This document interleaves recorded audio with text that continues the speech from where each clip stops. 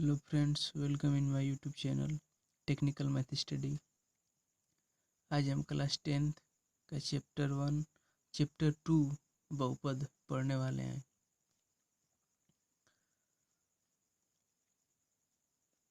बहुपद बहुपद कहते किसे हैं? चर तथा अचर संख्याओं को बहुपद।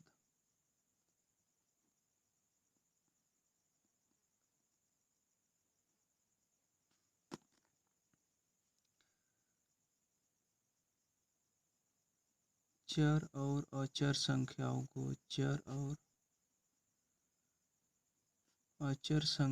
को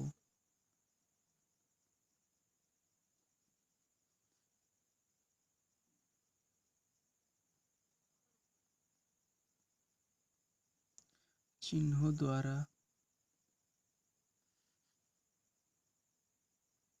एक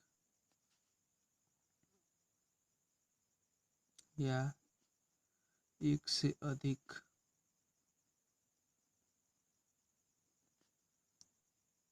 पदों में लिखने को ही बहुपद कहते हैं।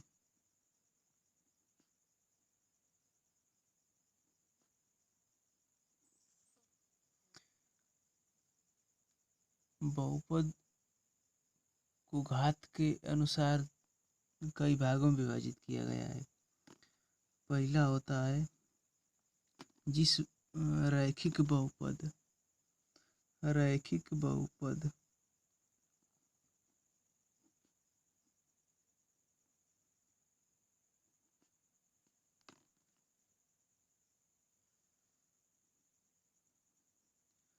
जिस बहुपद की घात बहुपद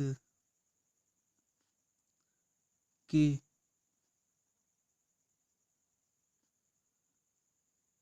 चर पद की घात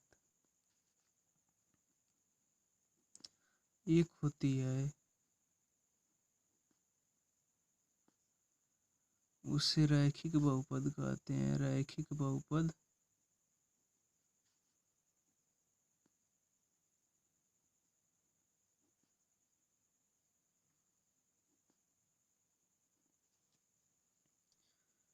जैसे 2x-3 एक रैखिक बहुपद है। y प्लस कड़ी में 2 एक रैखिक बहुपद है। कड़ी में 3x प्लस 5 एक रैखिक बहुपद है। इस प्रकार इसमें जो चर पद है इसकी घात एक है, इसलिए इसे रैखिक बहुपद कहते हैं। अब सेकेंड नंबर आता है द्विघात बहुपद।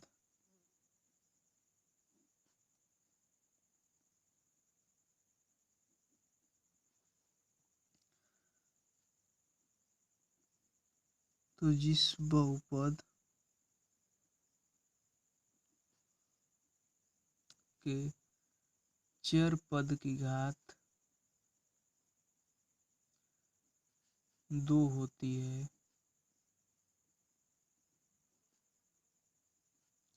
उसे द्विघात बहुपद कहते हैं।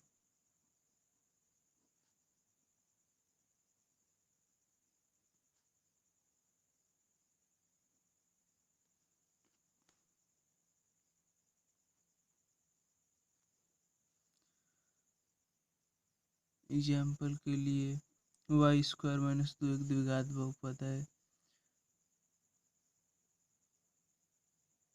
x² + 2 प्लस कड़ी में 3 द्विघात बहुपद है।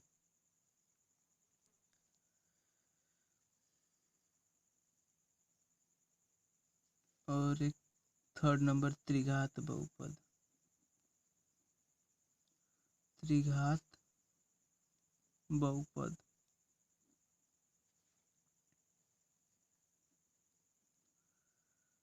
जिस बहुपद के चर पद की घात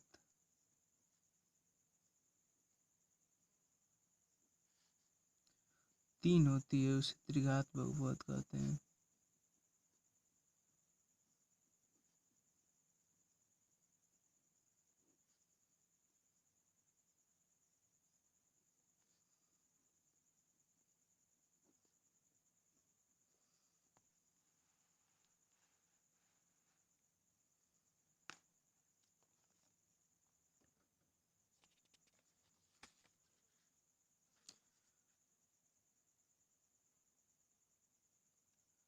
त्रिघात बहुपद 2x³ plus 3x² plus x plus 5 एक त्रिघात बहुपद का उदाहरण है। तो इस चैप्टर में हमें द्विघात और त्रिघात बहुपद के बारे में पढ़ना है। सबसे पहले हम द्विघात बहुपद के बारे में पढ़ेंगे। द्विघात बहुपद का व्यापक रूप। द्विघात बहुपद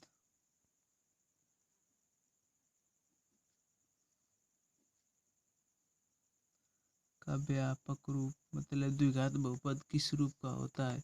द्विघात बहुपद का व्यापक रूप ax² plus bx plus c के रूप का होता है, जहाँ a, b और c अचर संख्याएं हैं। अचर संख्या मतलब 1 2 3 4 गिनती की संख्या अचर संख्या है।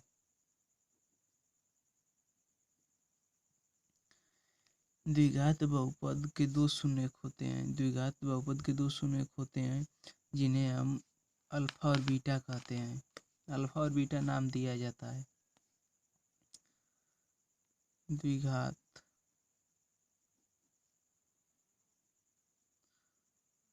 बहुपद के दो शून्यक होते हैं।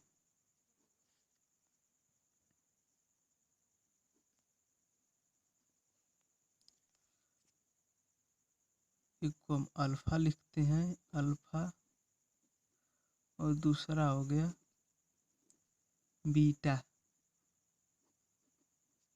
शून्य का मतलब वो हो कि यदि द्विघात बहुपद दिया है और उसको हल करने पर उसका दो मान आता है, द्विघात बहुपद का दो मान आता है, उसी को शून्य कहते हैं। तो एक को अल्फा कह लेते हैं, एक को बीटा कह लेते हैं। तो अल्फा और बीटा से कुछ हमें सूत्र है। जैसा कि द्विघात बहुपद के दो शून्यक होते हैं तो इनसे सूत्र भी बनता है। तो पहला नंबर सूत्र होता है कि शून्यकों का योग। शून्यकों का योग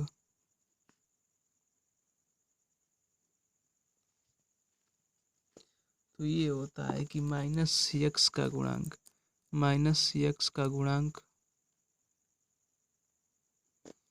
बटे x² का गुणांक।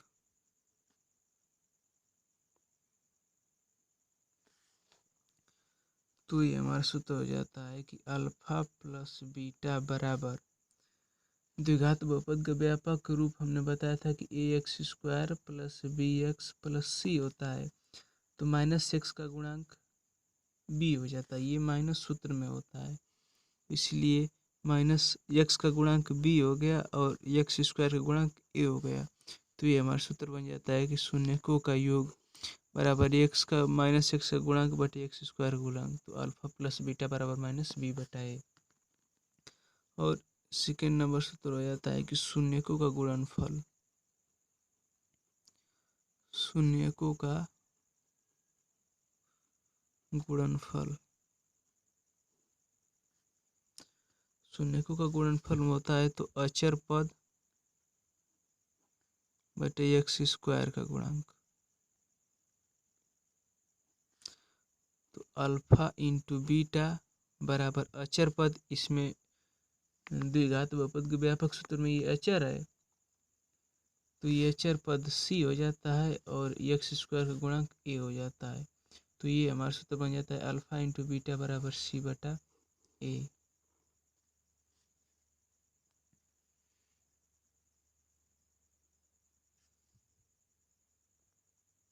द्विघात बहुपद के शून्य के बारे में हमें ग्राफ से सीखना है कि यदि ग्राफ देखकर हम कैसे बता देंगे कि शून्य एक होगा या दो होगा, मतलब कि एक शून्य का आएगा या दो शून्य का आएगा। तो यदि ग्राफ इस प्रकार रहे,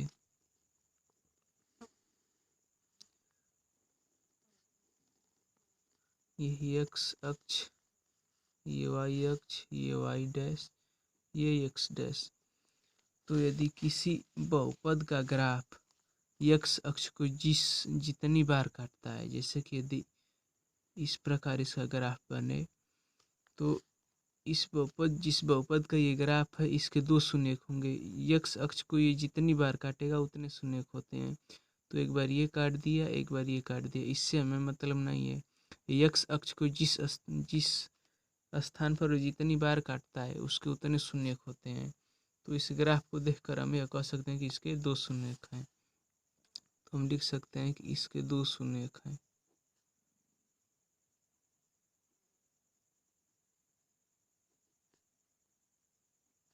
शून्य का मतलब कि वह मान जो बहुपद में रखने पर वह बहुपद को संतुष्ट करते, शून्य कहते हैं। तो इस ग्राफ को हमें देखकर ये मिल रहा है कि दो स्थान पर ये एक अक्ष को काट रहा है, इसलिए इसके दो शून्यक होंगे। ये किसी भी प्रकार से काटता है। तो इसमें हमें प्रश्नावली नंबर 2.1 करने वाले हैं। आइए देखते हैं प्रश्नावली 2.1।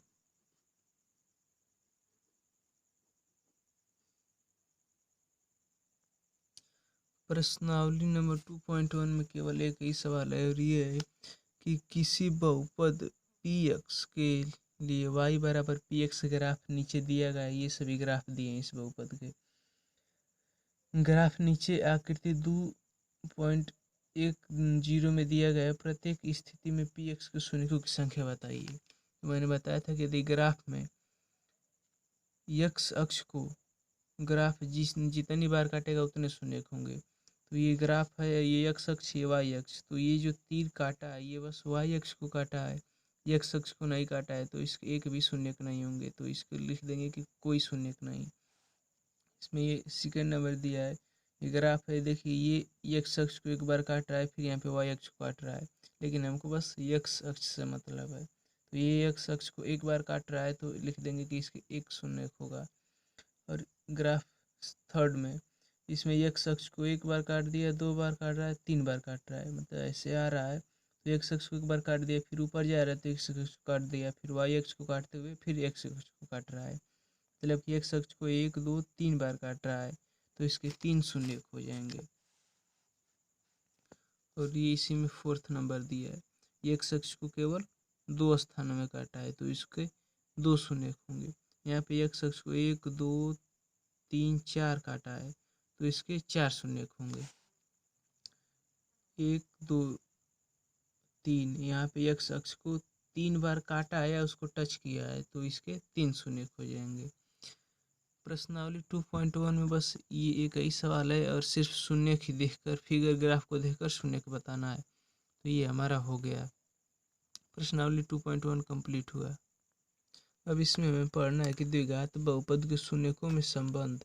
तो शून्यकों के बीच में संबंध हमने आपको बता ही दिया कि पहला बताया था कि अल्फा प्लस बीटा बराबर -b/a, ये इसके एक शून्यक हो गया, एक संबंध हो गया। और दूसरा संबंध होता है कि शून्यकों का गुणनफल अल्फा इंटू बीटा बराबर c/a। द्विघात बहुपद के दो शून्यकों में यही दो संबंध होता है।